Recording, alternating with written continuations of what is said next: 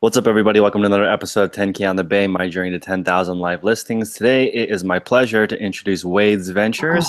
He's a fellow friend of mine, fellow reseller. I'll let him do a quick introduction now. Wade, what are you all about? And give a little intro on yourself. And by the way, guys, I have his channel linked below, so everyone subscribe and like to his videos. He does a really good job. Go ahead, Wade. What's going on, YouTube? I'm super excited. Thanks, Chris, for having me on your channel. Just a fair warning, guys, it's my first live show, so just warning here. But yeah, so Wade's Ventures is a new channel, and I actually probably wouldn't be here if it wasn't for Chris. And so I'm super excited to be on his live show for the first time.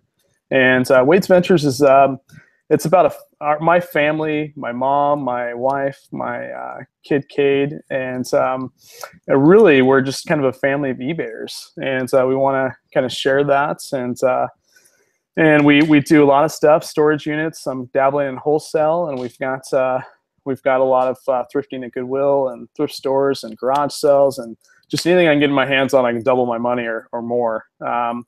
So that's kind of what the channel is about, but you know, you guys are obviously here for storage units, and I am actually really fluent in storage units. I mean, that's kind of my specialty. I've purchased hundreds of them, so hopefully I can bring some good content for you guys today. So, yeah. Well, I'm super excited. Let's get straight into it. I just watched an episode of Storage Wars. I'm ready to make a ton of money. How do I get started? Where do I even find storage auctions? Yeah, so that's a good question, guys, and Chris. So basically, there's many ways you can find storage, storage auctions, and there's a lot of different types, right? There's online auctions, and we'll go into that. There's in-person auctions. Now, primarily where you'll find it is legally storage units, or pretty much anything that any entity or storage unit place has to put on a ad in the newspaper. Showing exactly when and where and who's losing the unit. And so you can find it in newspapers. Another place you can find it, which is really good, is going to be the facility websites. So, for example, there's some storage units close to me. They're like public storage. You can go to publicstorage.com, find their website, and they'll actually list when and where they're having the storage auctions. And typically, each facility will have one per month, is what it breaks down to. And typically, it's in the mid-month.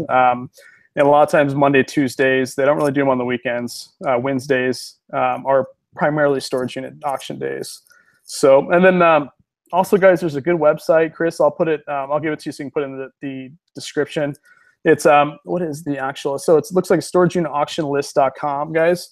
$10. You can go on there. It shows you every storage unit, pretty much every storage unit going up for sale, and that's in the U.S. And you can go in there and kind of plug in your address and kind of finds where the auctions are going. So that's awesome. I actually just signed up to be on a couple of lists just to see. I want to at least try one for my channel. So I'll probably be advising you. Maybe I can do some live coverage and do my first storage auction with you. Is there a specific time of the month or year that they're more plentiful? Maybe at the end of the year, beginning of the year, is it seasonal as far as getting a bunch of units? That's a good question. So the thing that you have to realize with storage auctions is, since they've started the show, there's a lot of people that go to these auctions, and it really depends where you're at. For example, I would honestly say the best time to buy storage units is going to be winter or months that have really crappy weather. The reason for that is you're going to find that a lot of people, during the summertime, it's really packed, right? But during the wintertime, I was literally chucking in snow, and there was, 5 people. And it really depends on where you're at too, right? So I'm in Oregon. If you're in LA or if you're in a hotter weather, area, you're gonna get a lot more, obviously more population, you're gonna get more people. And I don't know really time of year if it matters too much, but like where I'm at, people aren't gonna be want to go out there when it's ice and rainy and nasty out, right? So I tend to do better during the winter months. And during the summer, you're going to find it's a lot more packed, a lot more people, which equals more competition, especially when you get new people to storage units. You get during the wintertime, maybe 5 to 20 people. In summertime, you can get up to 40 or 50. So So that's interesting. So I go there, I'm waiting in line with a bunch of the people. Let's say that I do win. Is it my first inclination is that I'm going to rent that unit for a month while I look through it? Is that normal, or do people take it home? How do you even handle all that stuff? That's a really good question. So, and we can be here like 3 hours going over this storage stuff. I mean, there's just so much to it. But to answer your question, really the way that it works is once the facility puts the storage units up for auction, right, and you go and you bid and you win one, typically they give you 24 hours. And another key is if you need more time to get the stuff out, you can ask the facilities manager, and a lot of times they bump it up to 42 or 72 hours. But most of the time they want you out of there. You can rent from their facility, but a lot of times what happens is they put these units up for auction, and then they suspect that somebody's going to come buy the unit and get all the stuff out so they can re-rent it. And they already have people lined up for that particular unit. So yeah, you could rent another unit just to put the stuff in, but you really want to have a game plan at your house, your garage, maybe in your backyard, somewhere that you can put this stuff, temporarily to source and sell. And plus you want to keep your costs low so you don't have to rent, a month at a storage unit. So if you're going to buy, let's say you buy a unit and do you want to buy based on the amount of space you have? Like there's different size auctions, right? Yeah. So one of the mistakes that I made is as a new, when you go and you're bidding on these, and, I made this mistake. I think everybody does. You go there and you're super excited. You want to bid on a locker, you've seen the TV show, and you buy one, but you don't have the space for it. So what I recommend, and they're different size units, right? There's some that are extremely small, and then you get like 5x10s, 10x10, 10x20. And so you really need to understand how much space you have, and then times that by 3, because when you actually get into a unit, you don't realize how compact they get. I mean, people can fit a lot of stuff in a storage unit, not just wall to wall, but height as well. So find a place. Once you have a place, times it by 3, and then you should be good to go. And typically, a 10x20 unit, you're going to need a pretty big amount of space because you're going to get a lot of bulky stuff and boxes, and I mean, you name it. So here's an interesting question. I purchased a bunch of bulk lots before, and I can fit almost exactly 1 pallet in my Prius. So like, without a truck, I was able to get a bunch of stuff. So I wonder, do you destroy your car if you're bringing stuff back to your house? Is it only doable with the truck? I know you may have a special vehicle for this. Yeah. So I've got a vehicle for it. When I first started out, I actually started out renting U-Hauls. And when you're, in the storage auction game, it's a great way to get a lot of product at once, and I'm paying very little, right? Obviously, it really depends on where you're at. Obviously, if you're in bigger cities like LA, you're going to pay more for the same unit. I paid 100 here, you're going to pay 400 there. But my point is you're going to need a way to take this merchandise and put it in to wherever you're going to be housing it. And a lot of times, you'll need to rent a U-Haul. Find cheap ways, like sometimes you can rent vans for $20. Your car, your truck, your car necessarily, I guess if you buy a really small unit, it's got a bunch of clothes, you'll be fine, but you're going to need a vehicle. You're going to need a truck. You're going to need a box van. You're going to need something to haul this stuff. Or if you got buddies that can help with trailers or something like that. And that's something that you'll need to think of before you start auctioning on these units, because you're going to kind of need to know how you're going to haul it back. And you only have 72 hours. So quick question, is there a difference between indoor, outdoor, climate control? I asked this question for twofold. One is, are there differences in the stuff that's stored in them? And secondly, there's a lot of people in the reselling community who operate their business out of a storage unit. Mm-hmm. So maybe you can touch base on what you think about running, there's 2 questions, what you think about running a business out of one of these units and which one you would pick. And then also, are they different in the stuff that's in them? Those are really good questions, Chris. So to your first question, I think I'm always a big fan of keeping your costs low. I mean, all those storage units, can range from 150 to 250 monthly. Keep your costs as low as possible. So if you've got garages or an extra room in your house, use that first, right? But to your point, basically there's a big difference between when you're auctioning on these units. climate controlled units, you know that the user is paying more money for their merchandise typically, right? And so obviously when you're bidding on those units, because you can only see what's in front of you, you can't go in the unit in most locations, right? So when you pay and you put your stuff up in a climate control unit, you know it's going to be probably a little bit more expensive stuff. And there's a lot of reasons why people lose units, right? Unfortunately, if they pass away, you know, they get put in jail or incarcerated, or they just simply can't pay their bill. I mean, and there's a host of other stuff, right? So when you're going to these units, you kind of need to recognize where you're going, right? Climate control, you're going to get better merchandise always, and then you've got outdoor units, and they tend to be a tad bit cheaper. And you got to worry about, you know, rot, rats get in those a lot. I mean, there's just so many different things that can go wrong on an outdoor unit. And so you've got to take that into consideration too. I purchased units where it looks great, but you get inside and there's just a ton of, you know, boxes are eaten in and just all kinds of weird stuff. So you kind of got to know where you're going. I like climate control, but it's nice to get your feet wet in outdoor units too, because they tend to be cheaper. So amazing. So there's a lot of different auctions. As a beginner, do you recommend I do an online auction first, a in-person auction? Also, your mic is rubbing against your face just a little bit. Oh, sorry about that. No worries. So yeah, where should my first one be? That's a really good question. So there's two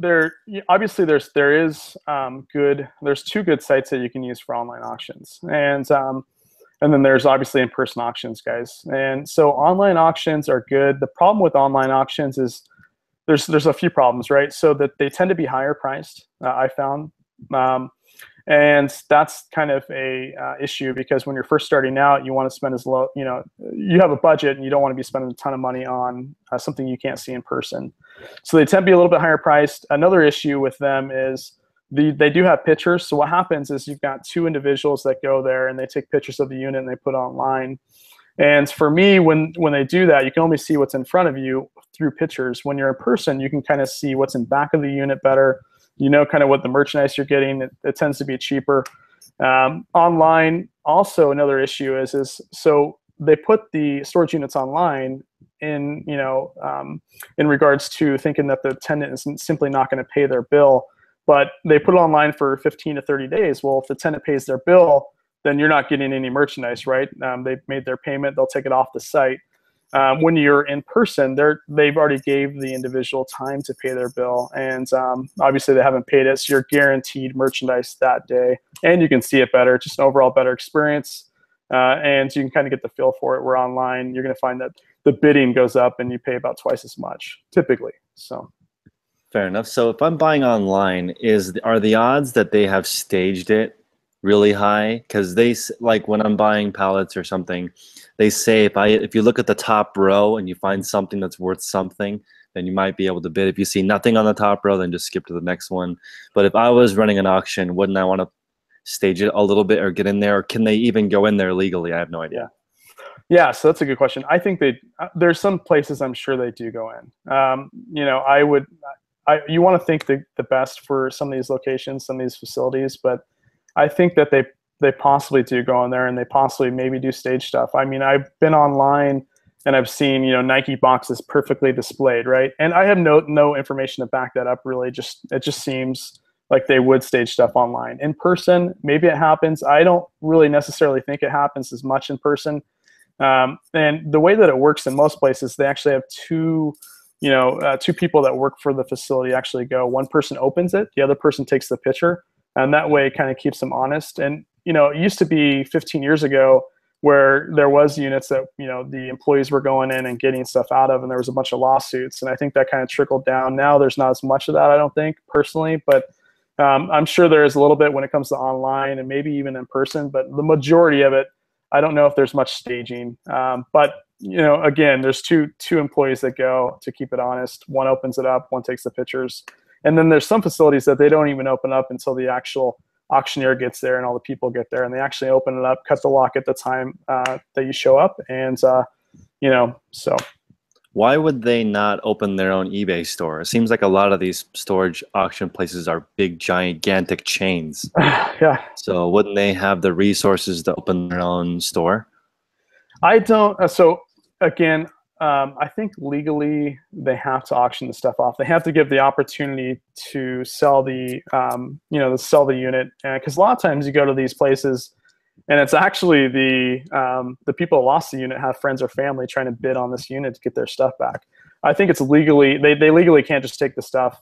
That's why they have the auctions. So, and a lot of times, you can get, storage units that nobody wants. And then what the facility will do is they'll come and clean it out and dump it themselves. And that's the only time I think they get their hands on the actual merchandise. But majority of it is, they have to auction it all off depending on if it's a unit or a boat or a car or whatever they have at their facility. So if you were going to say going to a storage unit in a worse area of town versus one in the nice area of town, are you finding better stuff in one or the other? If you could only pick one, what do you think so far? Yeah, so there's a lot of things that you need to look at when you go to a storage auction, and one being where they're at, right? So for example, I do a lot of units that are kind of out in the boonies. There's nothing out there, and you're going to get a lot different merchandise there than if you would in the city. So if you're out or in a bad area. So if you're in a bad area, you may get, it's going to be cheaper for the facilities for people to have their stuff there. You may get, really bad furniture, clothes. I mean, you're not going to get as good a merchandise as if you were in, Beverly Hills or the Hamptons or, somewhere nice where you can, they pay a lot for the units, and they have better stuff altogether. And again, sometimes this really doesn't matter too much. I mean, I've been to bad areas where you get good stuff and vice versa, but the majority of the time you want to be in better locations within your city. So you can kind of find the good neighborhoods and go there and look for this stuff. So I would say that definitely applies to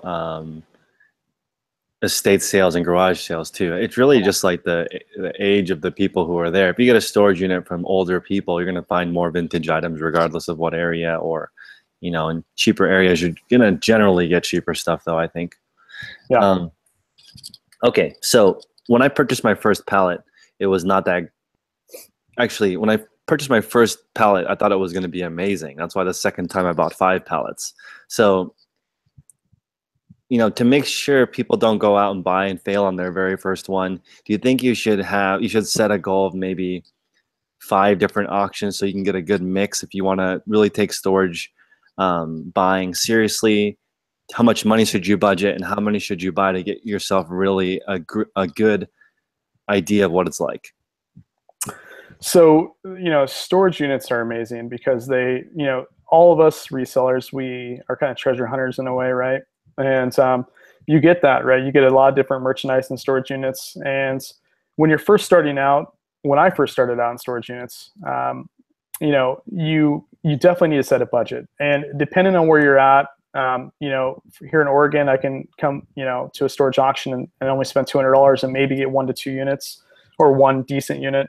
But if you're down in LA or wherever you're at, there really isn't $200 storage lockers. So you really got to be careful, because the one thing with storage units is it is a very fast-paced situation.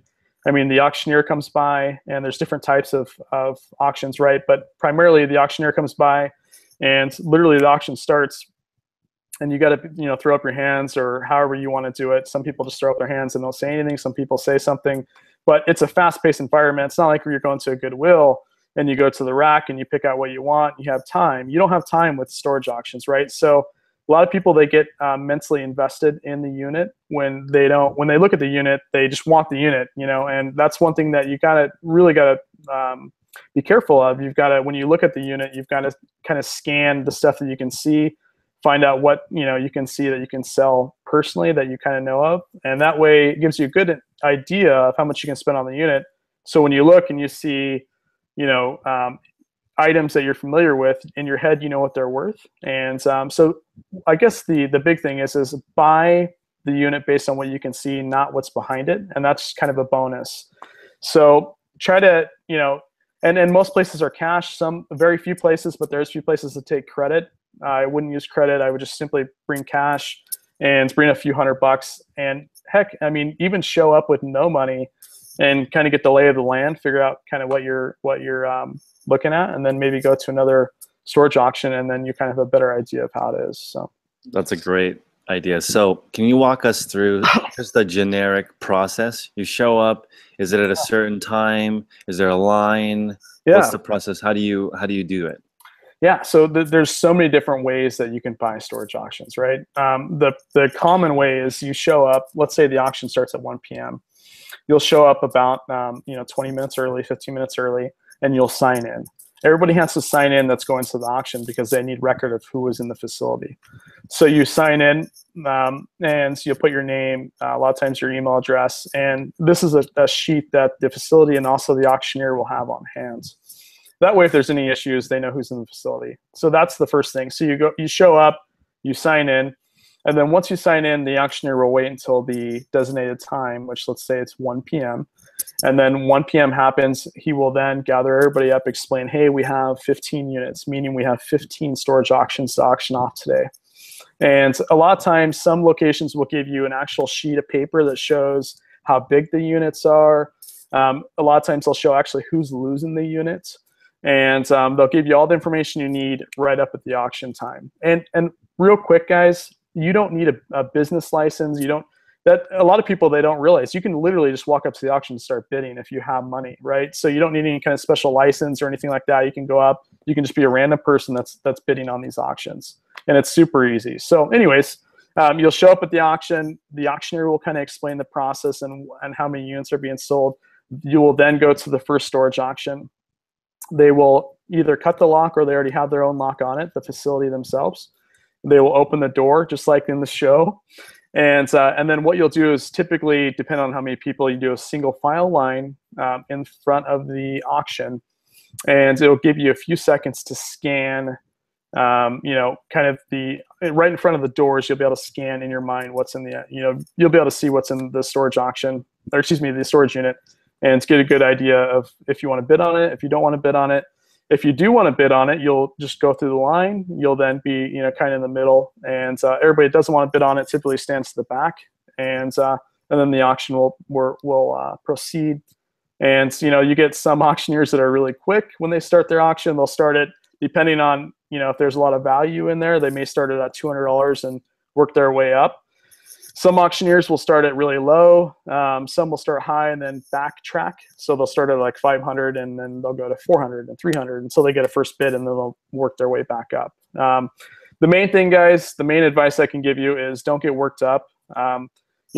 Sometimes you get so super excited to bid on something and you'll be the first bid. And sometimes it's good to stand back, wait and kind of get the lay of the land and then start your bidding. So. How do the auctions work as far as time? Does it just keep going until the bidding is over? So does it matter, or is it like a time limit? Yeah, so there's no time limit. Really, guys, keep in mind there's two issues here, right? So when you're bidding on a unit, let's say I lost my storage unit, right? And let's say I was behind 2 months and my bill was $200 a month. So I was behind. The facility lost $400 on me. And so what happens is the facility wants to recoup their money, and the way they do that is through this auction. And so you've got the facility, and then you also have the auctioneer, which takes anywhere from 10 to 30%, depending on what kind of deal he has with the facility. So that being said, guys, you need to realize that you've got a fast-paced environment, and you've got somebody that's pushing that to get as much as they can for the facility and themselves. And so the auction can go on for a very long time until the last bid hits. So the auctioneer will start, you'll get your slew of bids, or nobody will bid. It could be a slow or fast process, but they'll drag it on until the auctioneer feels that he can't get any more money out of it. So there's really no time limit. It's really kind of when he decides, or he or she decides, that, okay, this has reached the maximum amount I'm going to get for this unit, and then they'll go ahead and close the bid. So they'll start, and then towards the end, they'll say, going once, going twice. They all have their own way of doing it. And then on the third time, the bid stops. The person who won it either has a number or a name, and they'll put it on the sheet, and they'll move on to the next locker. So, is there drama like on TV where people purposely bid it up, and especially if they'll read you as a new person, they make you pay too much so you don't have any money to buy the other stuff? How's that work? Yeah, that's actually it's so much fun. And when you become seasoned, you'll probably do it yourself. So I've got it's called dropping units, and it's happened to me quite a bit. And I'm definitely not afraid to admit that. And I've done it onto a lot of people as well. So I would say there's not drama like this show. You guys have, I'm sure, have seen Storage Wars, or there's a bunch of different shows, one in Texas and one in California. And so when you first start, remember, when you're rolling up to a storage auction, 9 times out of 10, everybody that's there has done it multiple times, and they know each other, right? They know each other's tendencies. They've seen each other. They know who's got the most money and who doesn't. And when you're new, they know you're new. A lot of times they know you're new. So that's why you've got to be mentally stable. You got to come with the budgets, and you can't get yourself too worked up, because when you're bidding on these lockers, and they can sense who's new and if you want the locker bad enough, and they will run you up, and then they'll drop it on you. So if the locker is only worth $200 or $300, they'll run you up to 5 or 6, and then they'll drop it on you because they know you're new. They know you want to buy a locker, because 9 times out of 10, when you're first rolling up to a storage auction and you're new, that's what you want. You want to be able to open it up and take the stuff out, and you want to try it out. And they smell blood. You just got to be careful of that. That's why it's always good to bring 2 people, guys, when you first start. When you first go to a storage auction, bring 2 people. That way you get 2 different perspectives.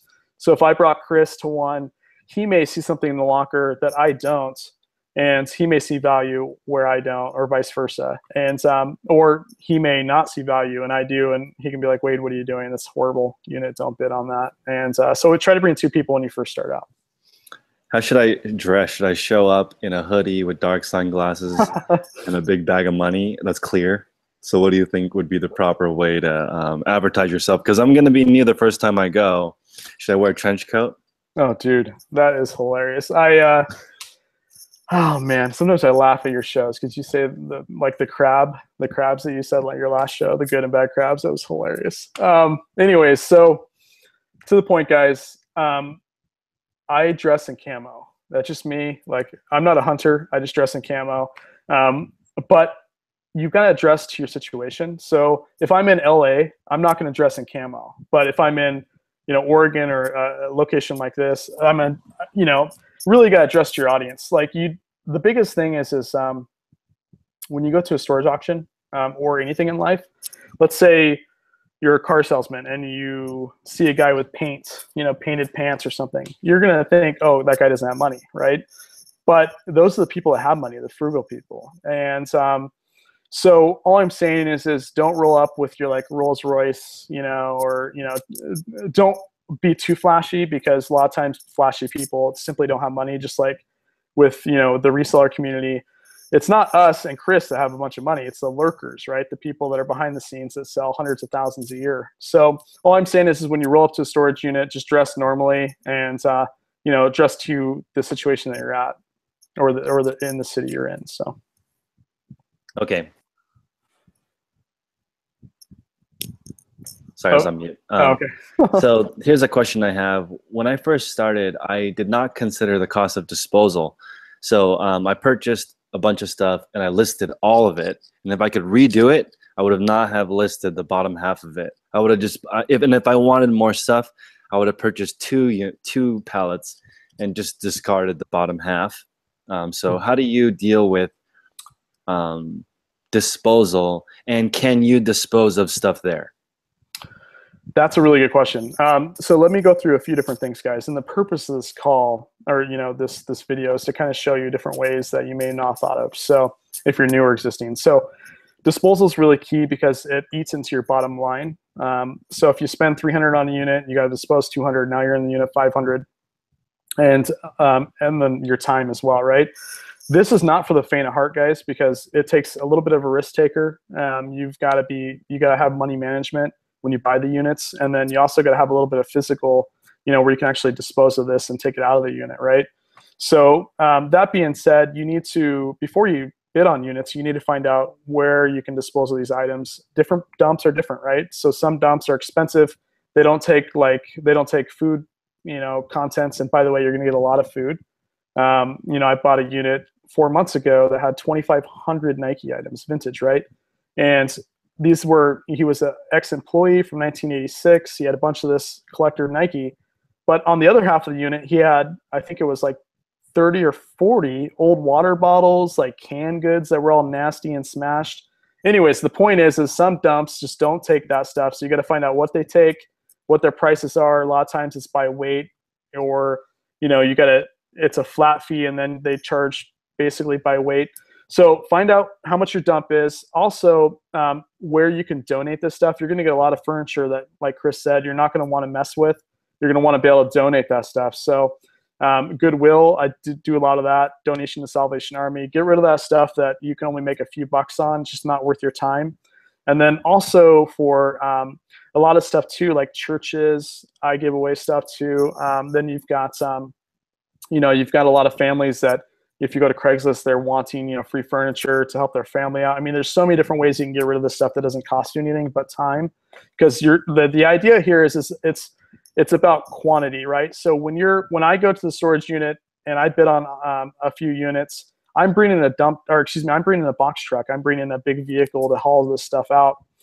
Or I'm paying U-Haul like $54 and then you pay per mile. Like, I'm getting a vehicle to haul this stuff. So I typically buy 2 storage units, sometimes 3 at a time.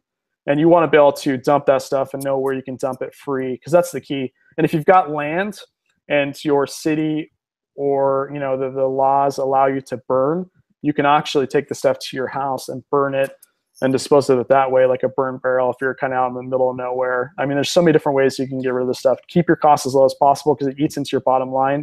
And remember, storage units a lot of times are kind of the unknown, right? So you don't know, you can only see what's in front of you, but behind that, you don't know what it is. So you really got to make sure that when you scan the front, you realize how much money you can make, because the back end may not be worth anything. That's insane. Okay, so before we want to talk about something which I think is really important, guys, if you have any questions, put them in the chat box and we will answer them soon. We're almost to the end of our interview questions. Here's my question for you right now. Just like everything that I have done, the most important part has been relationships. So I want to talk about different kinds of relationships in this industry, which is, one is with the auctioneer and the facility, and the other part is, do you work with other resellers in perhaps genres you don't like to sell, or maybe there are furniture dealers? Do you have a Rolodex of people who sell certain stuff that you don't want to? And how do you do all this stuff? This is a pretty big topic, but relationships as far as storage auctions. Yeah, that's a good one. So it's a little bit different with storage auctions, and there's probably a ton of different opinions on this. You want to build relationships, because a lot of times you're buying these units and it may not seem like you're getting the same type of product, but you kind of do sometimes. And so the relationships, the 2 most important relationships are, one, going to be the auctioneer guys, for multitude of reasons. You want to be in with the auctioneer because a lot of times they have insight on what's in the units before the auction starts. And if you're friends with them, and again, this is somewhat against the rules, but it happens a lot of times where the auctioneers know information that you don't. And so in a typical circumstance with reselling, I want to get in good with Chris because he may have, an in on wholesale or just ways that he does stuff. Well, in this case, you kind of want to get in good with the auctioneer. And so, there's been times where I bring our auctioneer donuts, or just say, hey, how's your day? Or just trying to network with them as much as possible, because they may give you insight on products, or stuff that's in storage units that you don't know of. So, or before the auction starts. The second one is you want to get in good with the facility.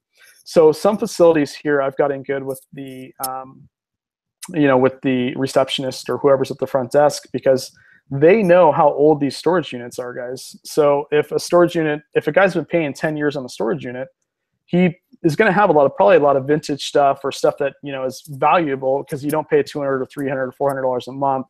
And, in most cases, and, paying on crap, basically. So you want to get in good with them because they will give you insight of how long it's been there. So, if it's, been only a month, it may not be as good as stuff that's been there 5 or 6 years or 10 years or 20 years. So there's a lot. Those are the 2 networking, the big ones. And then another tip too, guys, is as you're doing these storage units, you're going to find that, on eBay particularly, you're not going to sell a bookshelf on eBay, right? Or you're not going to sell bigger items on eBay typically. So you can, build those relationships, because you're going to get a lot of high-end furniture or stuff like that you can unload to people that have local brick and mortar locations. So you do want to build that relationship too, because a lot of those resellers, guys, they have actual brick and mortar locations. So when you bid on a unit and you win it, you can sell it to them, and they will actually take it out of the unit for you, which helps your time and your space, and then you can take the stuff that you're going to sell online. So, or you can sell locally, guys. But I personally don't sell locally anymore. I just feel like I can sell it online. Nobody comes to the house. It's amazing. But if you want to sell locally and do that game too, you can. But you're going to be getting a lot bigger stuff too. So Amazing. So yeah. do you have, let's say, one thing I for sure need to do when I go there, and one thing I should for sure not do when I go to my first auction?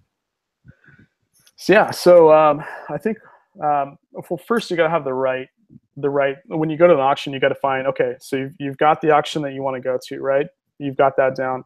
You've got the dump fees and everywhere you can dispose of the items down. You know where that's at. You also have the vehicle to do it.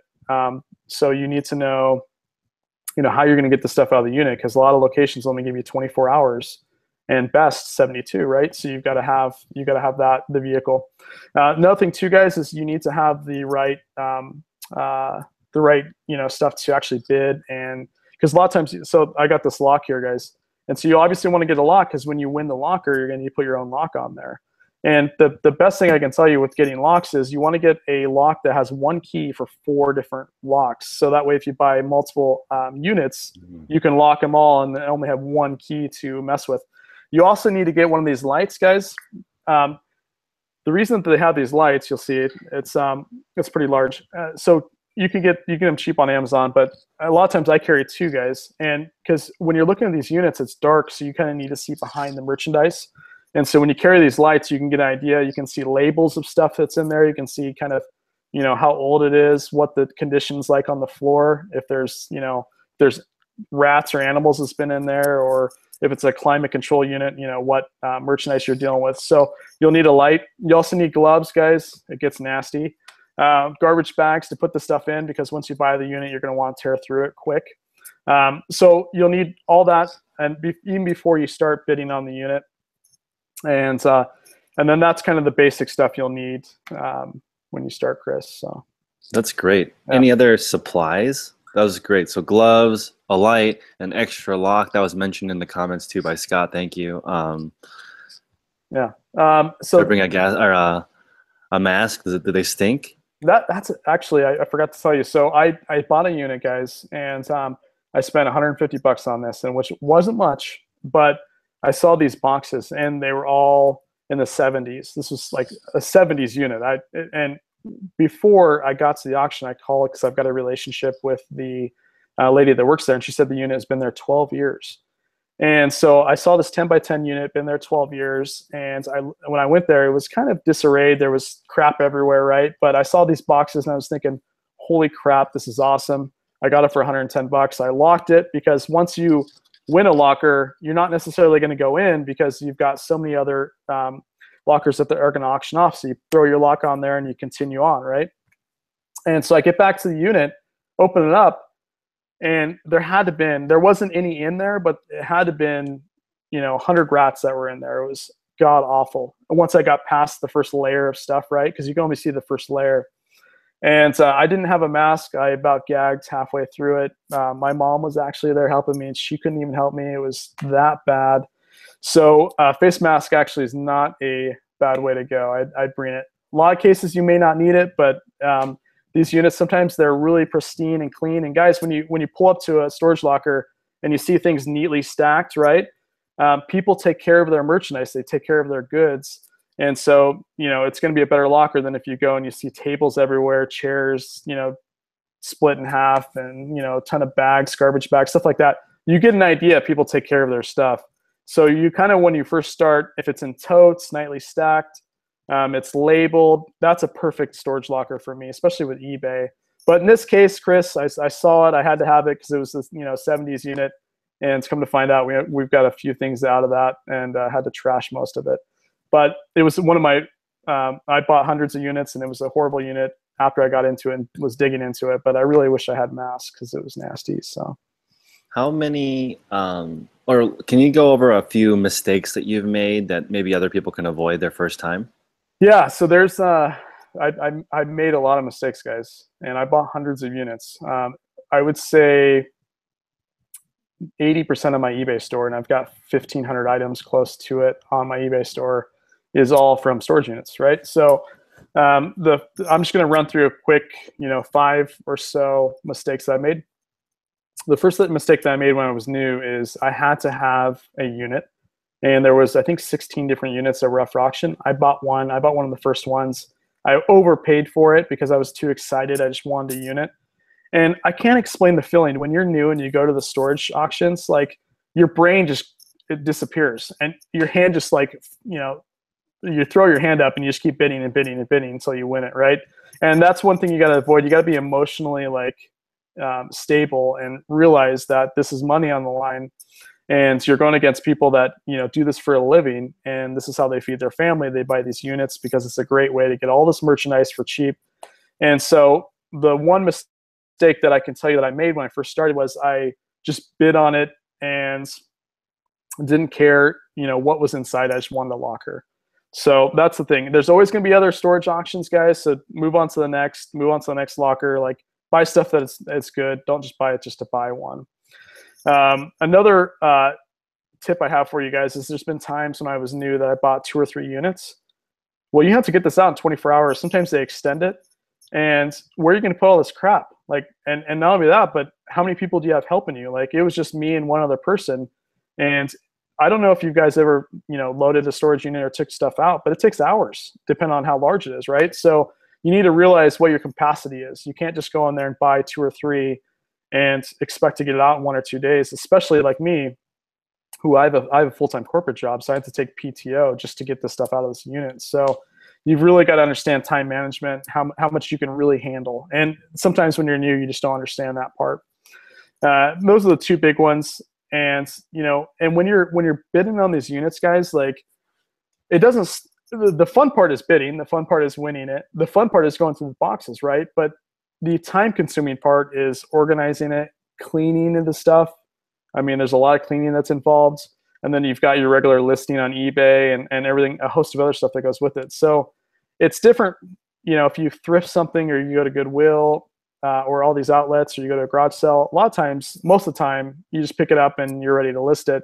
Where you go to these storage auctions and there's so many more steps that you have to take to complete this that, you've got to realize that it just takes a lot of time. So figure how much time you have and then double it by 2, and then you should be fine. But time and, obviously getting excited and buying units. And then I made mistakes with dump fees, and, there's a lot of fees you have to incorporate, especially if you don't have a vehicle. You have to go to, U-Haul or a local place to rent one. And that's also a cost factor, right? So, and it's also a time factor. So there's so many different things you have to take into consideration. And you guys are going to make mistakes, but I would say that, and I put this I put this as a question to Chris, but the most people at the storage auctions, they don't remember your name for like 6 months, because 9 times out of 10, you're never going to go buy another one because you realize it's a lot of work. So a lot of reward, but a lot of work. You mean this isn't an instant way to get rich? It's not an instant way. I mean, I'm sure there's been people that go in there and they get a flood of cash, or they find, some Apple shoes for like $1 that can sell for 10 grand, but not in this case. So, yeah. So how do you feel about stolen goods? And have you ever found any stolen goods? So I bought a lot of units, and it's crazy. I've never found any guns. I did find one gun. I apologize. It was rusted up and nasty, and I just couldn't do anything with it. It was, it was trash. But I've never found any stolen goods. Now, guys, it's very common. I know that you've seen the show and you've seen, vehicles and cars and all kinds of stuff. Yeah, that stuff actually is in these units. Like, you will find stuff that requires license plates to be in these units. And what you have to do is, there's moral ways to do it and there's non-moral ways. I'm just going to tell you that if you find something in there and it's stolen, you're not going to be able to get it registered most of the time. And so that being said, you do get stolen merchandise. There's money that can be found in there. I personally, if I found money in a unit, I think I would just keep it. But guns, also, you need to check on your state laws, because a lot of times guns you don't want to mess with. If it's stolen, you don't know what happened to that gun. You don't know the history. You can sell guns out of some states, depending on their laws. Now, you can, get it out of the storage unit. It's yours. You can then sell it. But a lot of times if it is stolen, you need to run, the numbers off the firearm, find out if it's stolen. And then, some locations, by the way, guys, if you do find guns, you can return it and they'll actually give you a finder's fee to the sheriff's office or police station. But if it isn't stolen, then, most cases you can keep them. Just depend on your state laws. So question on the physical demandingness part of it. At moving 5 pallets of stuff by myself was a ridiculous workout. So are you getting, what's the physical ramifications on your body from doing storage auctions? Do you get, have you been injured before? Yeah. So I used to love, I played basketball like 3 times a week. And I injured my knee. And ever since then, it's been tough doing physical labor. But that being said, you do need to be, it is physically demanding. So you're getting the stuff out of the unit, which is physically demanding. And a lot of times you're buying these units that aren't on the first floor. It could be on the 3rd or 4th floor, right? And then you're hauling it all into your vehicle. You're taking it out of your vehicle and putting it to where you're going to store. And then you take it out of there and then you clean it and process it. So it is definitely physically demanding. I would highly recommend, unless you're buying a very small 5x5 units, which you can definitely do by yourself, bringing a partner. My wife Ashley actually is a huge help. Bring people that can help you process this stuff, because it is physically demanding. And that's one thing I overlooked when I first started buying these units, was I bought a couple crap units because I was new, and then you get in there and you're like, holy crap, what did I do? Because this is going to be a massive undertaking. So bring a couple people that can help you. Or what I'd recommend is when you buy a unit, go to the management, ask them for more time so you have a few more days to process it. Because the best way to do a unit, guys, is to, when you open the unit up, go into it, have your totes or your boxes, process what you want to keep, put it in your vehicle or wherever you're going, and then everything else from there to the dump or from there to Goodwill to donate. That way you're not bringing this crap in your house or wherever you're housing, and it just makes it easier if you have the time. And if you have 2 people, that will go quicker.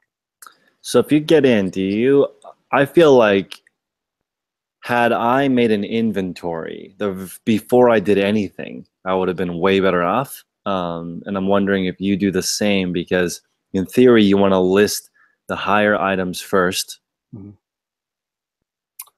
So when you first buy, are you in there with a notebook writing down what you think's in it first, or do you just start moving it right away? No, I actually do what you would recommend is, so you get totes, you get boxes, right? And as you're going through the unit, you pick out the best stuff first and you put it in there. And I don't know if you would necessarily need to inventory it, but you need to know where your higher end dollar stuff is at, so you can get that online quick.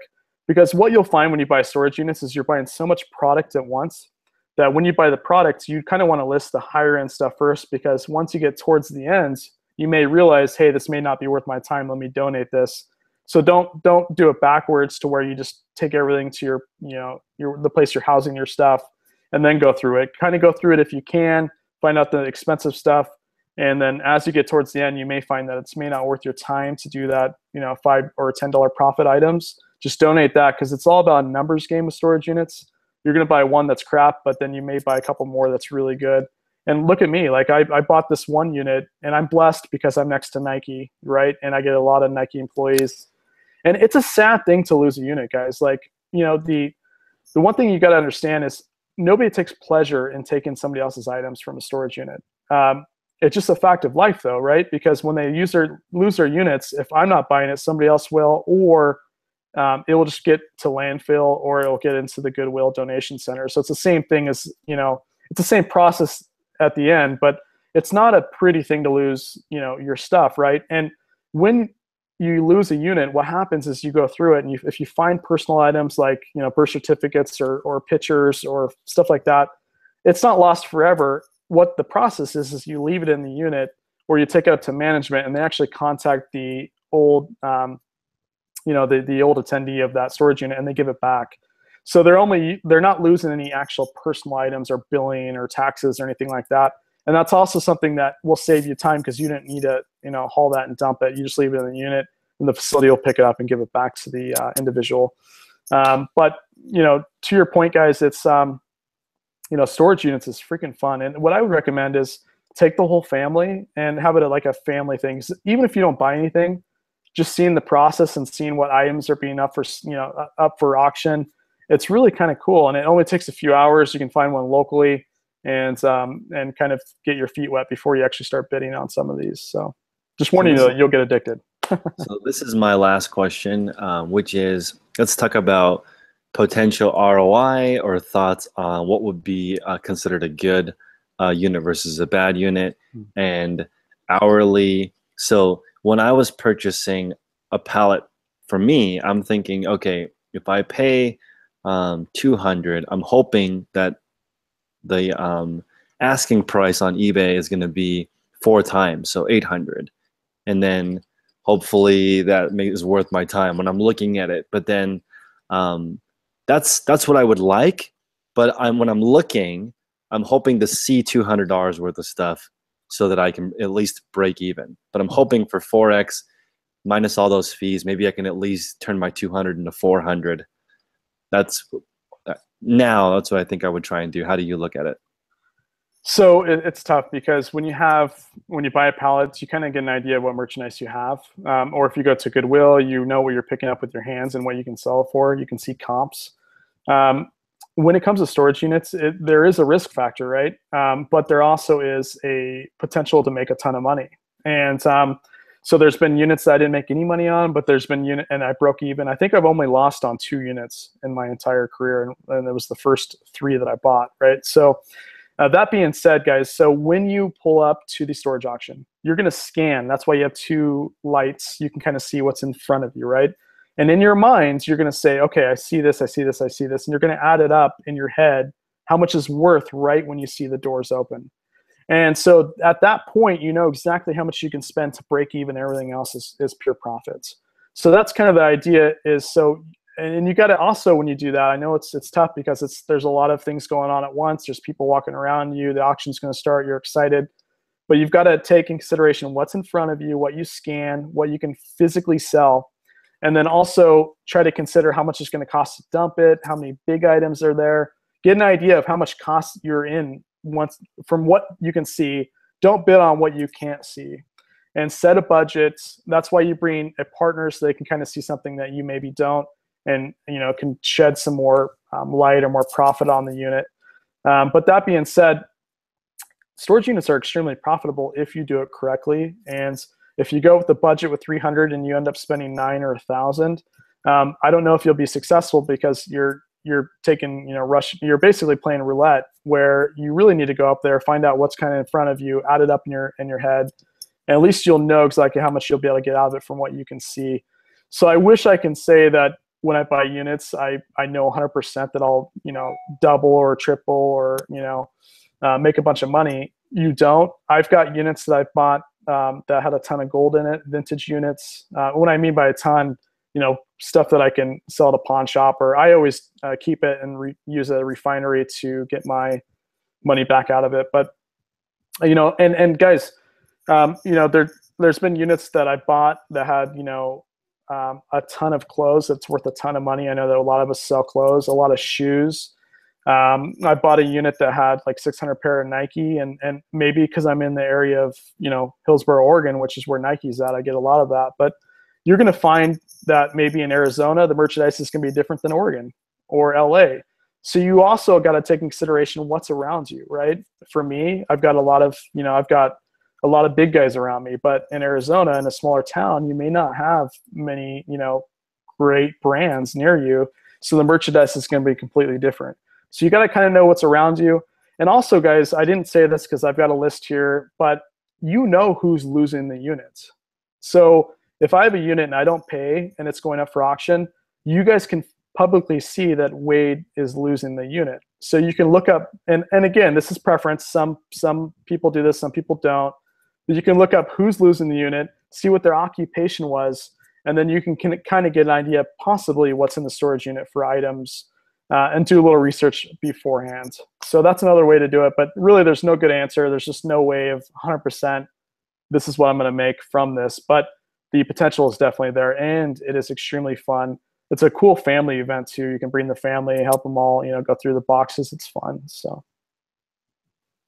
Awesome. So I don't have any more questions. I'm excited to go and try one with you.